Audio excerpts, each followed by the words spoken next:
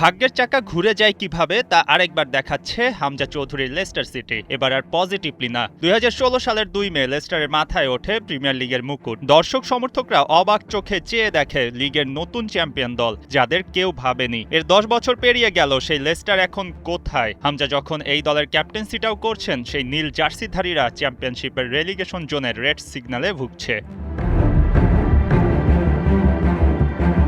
Premier league তো বহু দূর, চ্যাম্পিয়নশিপ থেকেও ছিটকে যাচ্ছে লেস্টার সিটি। গেল রাতে পোর্টসমাউথের কাছে ১-০ গোলে হেরে যায়। প্রতিপক্ষ সমর্থকদের ব্যাশিং খেয়ে হামজার মেজাজটাও সামলানো দায় হয়ে যায়। বাংলার গর্ব হামজার উপর যখন চোখ থাকে কোটি কোটি ফুটবল ফ্যানদের, তারাও একই সাথে হতাশ হয়। চ্যাম্পিয়নশিপে থাকা ২৪ দলের মধ্যে লেস্টারের অবস্থান ২৩ নম্বরে। ছিটকে যাওয়া তাদের নিশ্চিতই বলা যায়।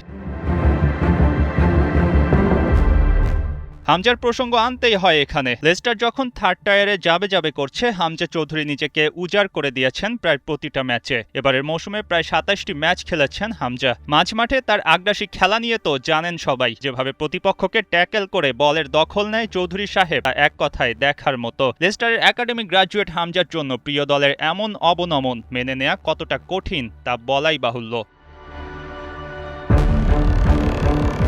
চ্যাম্পিয়নশিপ থেকে যেখানে প্রিমিয়ার লিগে জায়গা পাকা করার কথা, সেখানে নিজেদের আরও খারাপ অবস্থায় দেখতে কে চায়? বছরের শুরুতে আর্থিক নিয়ম ভঙ্গের দায়ে ৬ পয়েন্ট কেটে নেওয়াটাও কিছুটা কাল হয়েছে হামজাদের জন্য। তবে ওই পয়েন্টটুকু পেলেও তো লেস্টার বড়জোর ২০ নম্বর অবস্থানেই থাকতো। এই ক্লাবের এমন অধপতনে দায়ী করার জায়গা আছে অনেক। এর মধ্যে একাধিক কোচ পরিবর্তন করাও একটা। তবে পিঠ থেকে গেছে দেয়ালে, আর কোনো কথাই যেন সমাধান খুঁজতে পারবে না লেস্টারের জন্য।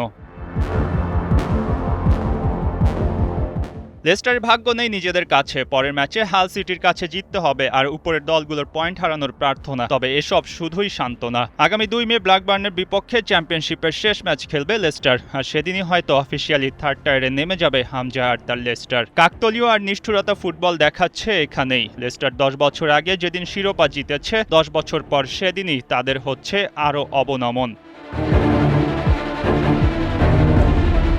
মঈন হাসান, ৭১।